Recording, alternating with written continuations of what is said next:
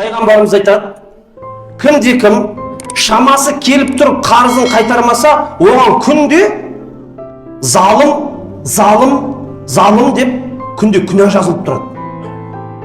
Жағдайы бола тұрады. Жағдайы бар, қарыз қайтармайды, залым деп оған жазылып тұрады дейді. Өйткені ол біреуге не істеп отыр? Залымдық көрсетіп отыр. Алды қайтармайды.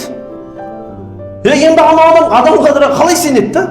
Бұл имам Насаидің риуаятында шатаспасам келетін хадис. Енді тағы да мынандай бір хадис бар. Кімнің қарызды қайтаруға шамасы келе тұра, бірақ ол садақа беріп жүре беретін болса, ол адамның садақасы қабыл емес дейді. Бұл хадисті былай түсінеміз. Мысалға сіздің миллион қарызыңыз бар. Бұны кәдімгідей мен ана Бухаридің шархынан қарап алғам. Имам Бадруддин Аль-Айнилардың сөздерінде ол айтады, ұстаздардан да сұрадым, әдейілеп тұрып. Сол кезде айтады, мысалға менде миллион теңге бар. Мен біреуге ровно миллион ақша қарызбын да. Мен сол қарызды қайтаруға мүмкіншілігім бар. Бірақ мен тұрамда барамда жоқ. Мен садақа берейін деп едім.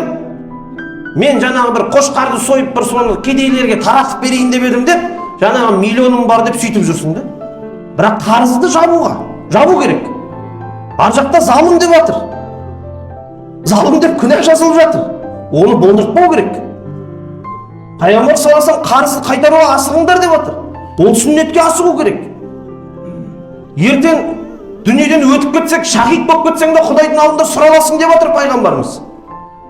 Асығу керек. Сол себепті миллион бар ма қарыз, қолыңда миллион ба жауып тастайсың. Бірақ мынандай ситуация болуы мүмкін, мынандай жағдай. Мен біреуге миллион қарызбын. Бірақ мен қолымда ондай миллион ақша жоқ. Менің қолымда 200-300 мың теңге ғана ақшам бар. Бірақ мен көріп қалдым.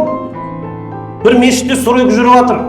Немесе біреудің мұқтаждығы өтеу керек деген кезде мен бір 200-500 теңге садақа бергім келді. 1000 теңге садақа бергім келді. Ол кезде оқас жоқ. Өйткені сен бәрібір де қазір анау толыққанды қарызында қайтаратын жағдайда емессің. Және де 200-500 теңге аз мөлшерде бір садақа беріп қойғанда ешқандай ағаттық жоқ деп ғалымдарымыз айтады. Өйткені адам толық жақсылықтан адамды бөгеп тастауға болмайды. Болды, енді сен миллион жинағанша дейін ешқандай жақсылық жасауға болмайды саған деп айта алмаймыз біз. Сондай бір мәселе. Бұл мәселенің анық-қанығы осылай болды.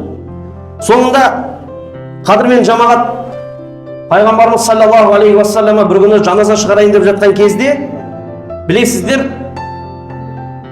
тұрды да бұл адамның қарызы бар ма деді. Сол кезде сахабалардың арасынан біреу тұрып, я Расулаллах бар деді. Сол кезде Алланың елшісі, мен онда жаназа намазын оқымаймын деді. Саптың ішінде Саад ибн Аби Уаққас деген сахаба тұрды да, мен бұның қарызын мойныма алам, мен жабам дейді. Жаназа шығарайықшы дейді. Пайғамбар онда мен жаназаны оқимын. Расулаллах саллаллаху алейхи уассалама жаназаны негізінде әрбір мұсылманға оқи береді. Бірақ кейбір кезде үйретіп қою үшін, қарыздарыңды қайтарып жүріңдер деп үйретіп қою үшін осындай нәрсені істейтін еді. Айтпегенде Пайғамбарымыз саллаллаху алейхи уассаламның хадисі бар, сахих риуаяттарда келетін. Жаназа намазы ол не үшін? Ол күнәһар үшін да, салихалы адам мұсылман үшін да оқылатын намаз дейді. Сөйтіп кәдімгі айтатын хадис бар, осылай келеді. Күнәһар үшін де оқылады, салихалы адам үшін де оқылады деп.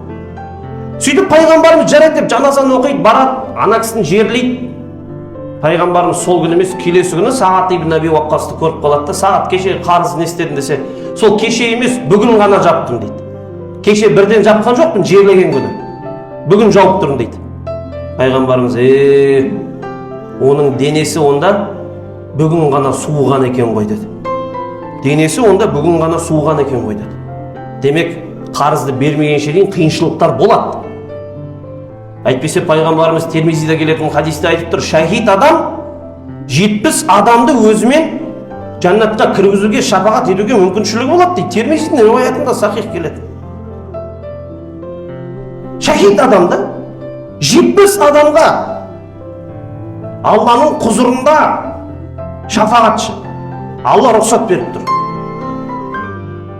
Енді қараңызшы, сол адамның өзі қарызын қайтармайынша ана дүниеде қарыз болып өтіп кетсе, осы дүниеден арғы дүниеге бар, қарызын есептелмейінше жәннатқа кірмейді дейді.